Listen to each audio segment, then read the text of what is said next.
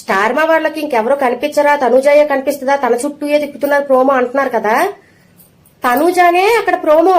ఎందుకంటే తననే అందరూ టార్గెట్ చేసి తననే నామినేట్ చేస్తున్నారు. ఎందుకంటే బయట నుంచి వచ్చిన బర్నీ గారికి అందరికీ తెలుసు తనుజాకి బయట ఓటింగ్ గట్టిగా ఉంది, తన వినరయ్యే అవకాశాలు ఉన్నాయని తెలుసు కాబట్టి అందరూ తనని టార్గెట్ చేశారు. తన మీద ప్రోమో లేకపోతే ఇంకెవరి మీద ఉంటది?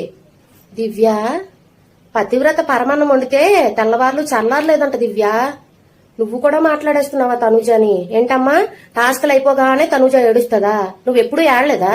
నువ్వు ఒక్కసారి కూడా ఏడలేదా? ఒక్కసారి బ్యాక్ వెళ్ళి చూసుకోమా. నేను చెప్పడం ఎందుకు, నువ్వు చూసుకో. అలాగే ఆడియన్స్ కూడా చూడండి. ఇంకోటి, కెప్టెన్ అవడం కోసం అడుక్కుందా? నువ్వు అడుక్కోలేదా? గౌరవ్ దగ్గరికి వెళ్ళి, నిఖిల్ దగ్గరికి వెళ్ళి నువ్వు అడుక్కోలేదా? ఎమాన్యుయల్ దగ్గరికి వెళ్ళి, రాముని వీళ్ళందరినీ డీజే డాన్స్ టాస్క్ లో నువ్వు అడుక్కోలేదా నా తరపున డాన్స్ చేయమని, నాకు సపోర్ట్? నోరుంది కదా అని ప్రతి ఒక్కరూ అడుక్కున్నావు కెప్టెన్సీ టాస్క్ అని మాట్లాడుతుంటే తనుజని నాకైతే చాలా బాధ అనిపించింది. మీకేమనిపించింది గైస్? దివ్యకి బయటికి వెళ్లే టైం అయితే వచ్చిందనమాట. ఎందుకంటే తన బిహేవియర్ చాలా చాలా చాలా దారుణంగా ఉంది. సో ప్లీజ్ పంపించండి తొందరగా, తనకి ఓట్ చేయడం ఆపండి.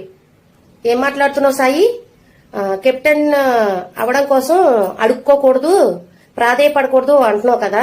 మరి నువ్వు డాన్స్ చేసే టాస్క్ లో నాతో పాటు ఎవరైనా డాన్స్ చేయండి, నాకు సపోర్ట్ చేయండి నువ్వు అడుక్కోలేదా?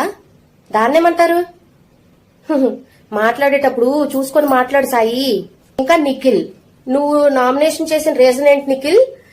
తనూజాకి బయట ఫ్యాన్ ఫాలోయింగ్ ఎక్కువ ఉంది, సో తను ఎలాగైనా సేవ్ అయిపోతుంది కాబట్టి నేను నామినేట్ చేస్తున్నానా? అది ఏమన్నా రీజనా నిఖిల్?